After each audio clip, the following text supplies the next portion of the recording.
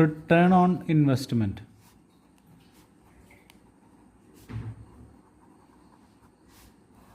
Return on investment എന്ന് പറയുന്നത്, ഇപ്പോൾ ഫോർ എക്സാമ്പിൾ നമ്മൾ ഇൻവെസ്റ്റ് ചെയ്തിട്ടുള്ള ഏതെങ്കിലും ഒരു ഇൻവെസ്റ്റ്മെൻറ്റിൽ നിന്ന് എത്ര പെർസെൻറ്റേജ് ഓഫ് റിട്ടേൺ കിട്ടിയെന്ന് കണ്ടുപിടിക്കുന്നതാണ് റിട്ടേൺ ഓൺ ഇൻവെസ്റ്റ്മെൻറ്റ്.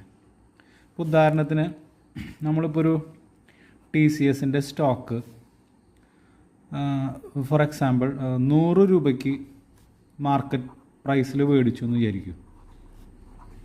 മേടിച്ചിരിക്കുന്നത് 1/1/2024 മേടിച്ചിരിക്കുന്നത്. അപ്പോൾ ഇത് 1/1/2025 120 അതിൻ്റെ മാർക്കറ്റ് പ്രൈസ് 120. അപ്പോൾ അതിൽ നിന്ന് നമുക്കൊരു ക്യാപിറ്റൽ ഗെയിൻ ഉണ്ടായിട്ടുണ്ട്, അതായത് 20 രൂപ ഉണ്ടായിട്ടുണ്ട്. ഇനി ഈ കാലയളവിൽ കമ്പനി ഒരു ഡിവിഡൻഡ് ഡിക്ലെയർ ചെയ്തിട്ടുണ്ട്. അത് ഒരു 25% ഡിവിഡൻഡ് ആണ് ഡിക്ലെയർ ചെയ്തിരിക്കുന്നത്.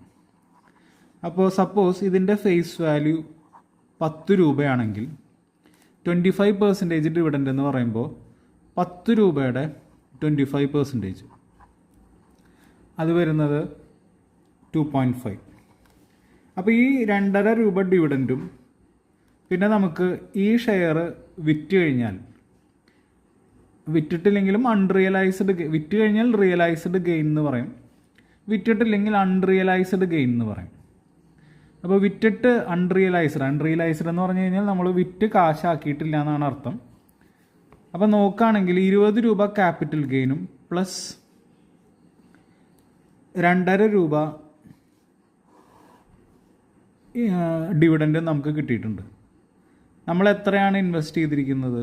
നമ്മൾ ഈ ഡേറ്റിന് നമ്മൾ മേടിക്കുമ്പോൾ നമ്മൾ ഇൻവെസ്റ്റ് ചെയ്തിരിക്കുന്നത് 100 രൂപയാണ്. അപ്പോൾ എത്ര പെർസെൻറ്റേജ് ഓഫ് റിട്ടേൺ കിട്ടിയെന്നറിയാൻ 20 പ്ലസ് 2.5 ഡിവൈഡഡ് ബൈ 100 100 രൂപയ്ക്കാണല്ലോ മേടിച്ചിരിക്കുന്നത്, ഇൻറ്റു പെർസെൻറ്റേജ് ഓഫ് റിട്ടേൺ കിട്ടാൻ വേണ്ടിയിട്ട് 100 ഇട്ടു. സോ 22.5% റിട്ടേൺ ആണ് നമുക്ക് കിട്ടിയിരിക്കുന്നത്.